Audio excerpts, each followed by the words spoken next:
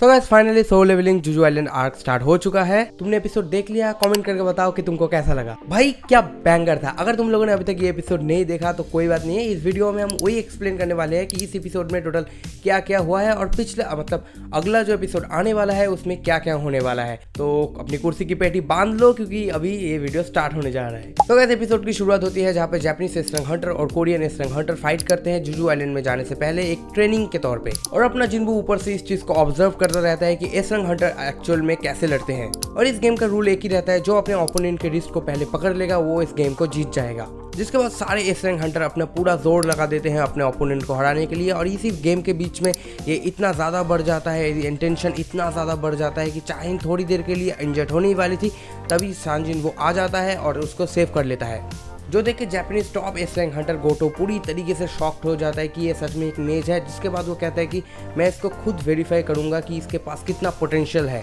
और इसी चीज़ को वेरीफाई करने के लिए गोटो सांजिनवो को चैलेंज कर देता है एक फ्रेंडली फाइट के लिए। लेकिन अपना सांजिनवो भी एक सिग्मा मेल है, वो भी इस चीज़ को क्लियर कर देता है।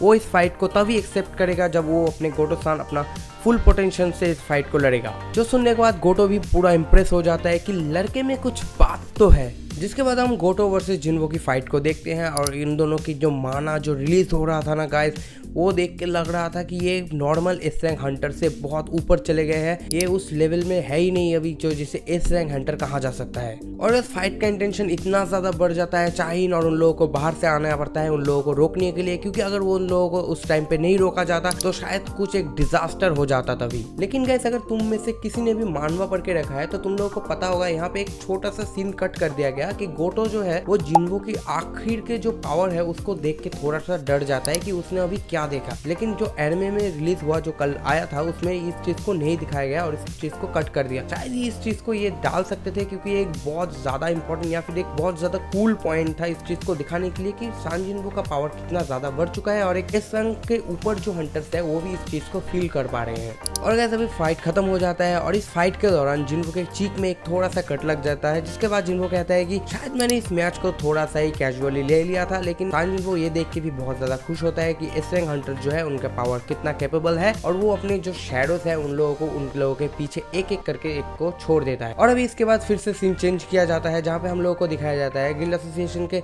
जो चेयरमैन है वो सांजिनवो को बुलाते हैं कि वो जुजू आइलैंड आर्क को ज्वाइन करना चाहेगा कि नहीं। जिसके बाद जिन्वो इस रेड के लिए मना कर देता है और हमें चाहिए और उन लोगों को दिखाया जाता है एक लिस्ट के साथ जहाँ पे जो एस रैंक हंटर्स हैं जो जुजू आइलैंड में जाने वाले हैं उनका नाम था, जहाँ पे सांजिनवो का नाम नहीं था क्योंकि सांजिनवो को पता था कि उसकी मदर अभी इतना दिन बाद डिस्चार्ज होके आई है तो अभी उसकी मदर को उसकी ज्यादा जरूरत है। और यही वो पॉइंट है जहाँ पे हम लोगों को फर्स्ट टाइम सोलो लेवलिंग के अंदर एंड क्वीन और बेरू को एक साथ दिखाया जाता है। गाइस क्योंकि मैंने पूरा मानवा पढ़ के रखा है तो मैं तुम लोगों को इस चीज को गारंटी के साथ कह सकता हूँ कि जो तुम लोग आगे देखने वाले हो तुम अपने आंखों में विश्वास नहीं करने वाले हो। और बेरू का कैरेक्टर भी इतना अच्छे से उन लोगों ने डिजाइन किया है एकदम मानवा की तरह, मतलब कोई भी ऐसा छूट नहीं रखा गया है कि छोड़ दिया या फिर ज्यादा एफर्ट नहीं दिया गया, एकदम फुल एफर्ट से किया गया है और एकदम बेरू को बहुत अच्छी तरीके से डिजाइन उन लोगों ने किया है। तो गाइस अभी जुजू आइलैंड आर्क शुरू हो चुका है, सारे हंटर्स अभी आइलैंड में पहुंच चुके हैं, मीडिया वहां पे पहुंच चुकी है, एक्शन शुरू हो चुका है। जिसको देखने के बाद जिन्वो थोड़ा सा टेंशन भी करता है कि ये लोग कैपेबल होंगे कि नहीं उनको हराने के लिए, क्योंकि मैं वहां पे नहीं हूँ। जिसके बाद सांजिनवो थोड़ा रिलैक्स भी होता है ये सोच के कि वहाँ पे जितने हंटर्स हैं वो एस रैंक हंटर्स ही हैं तो वो शायद आराम से इस चीज़ को संभाल लेंगे।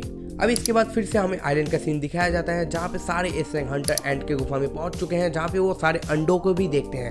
जिसके बाद बेरू के अंडे को वो देख के पूरी तरीके से चौंक जाते हैं कि इसके अंदर से कुछ बड़ा ही निकला होगा क्योंकि उसका अंडा इतना बड़ा रहता है। जिसके बाद वो बेरू के प्रेजेंस को भी समझते हैं और पूरी तरीके से उनका बॉडी कांप जाता है कि ये क्या हुआ अभी। और तभी टनल के बाहर के कुछ हंटर इस चीज को लेकर थोड़ा सा रिलीफ कर ही रहे होते हैं कि उन लोगों ने बहुत सारे एंड को मार दिया है। तभी इतना फ्लैश की स्पीड से बेरू वहाँ पे आता है और एक लड़की को मार देता है और ये एपिसोड यहीं पे खत्म हो जाता है। टू बी ऑनेस्ट गाइस मैं पूरी तरीके से डिसअपॉइंट हो गया जब एपिसोड वहीं पे खत्म हो गया, क्योंकि मैं पूरी तरीके से पंप्ड अप हो गया था कि आगे क्या होने वाला है, आगे क्या होने वाला है। मेरे हिसाब से आप लोगों के साथ भी कभी ना कभी ऐसा हुआ ही होगा कि आप लोग पूरी तरीके से पंप्ड अप हो जाते हो और तभी एपिसोड खत्म हो जाता है। सो एनीवे गाइस तुम लोगों को एपिसोड कैसा लगा मुझे कमेंट करके जरूर बताना। और अगले एपिसोड के ऊपर अगर तुम लोग एक्सप्लेनेशन चाहते हो तो मुझे कमेंट करके वो भी बता देना, मैं उसके ऊपर एक एक्सप्लेनेशन वीडियो ला दूंगा। और कुछ दिन पहले मैंने एक इंस्टा चैनल भी खोला है, तो अगर तुम लोग कुछ भी चाहते हो कि मैं उसके ऊपर बनाऊं या फिर कुछ भी, तो मुझे वहाँ पे डीएम कर सकते हो या फिर मुझे मेंशन करके बोल सकते हो। सो गाइस वीडियो यहीं तक था, अगर अच्छा लगा like comment subscribe and see you soon. जय हिंद।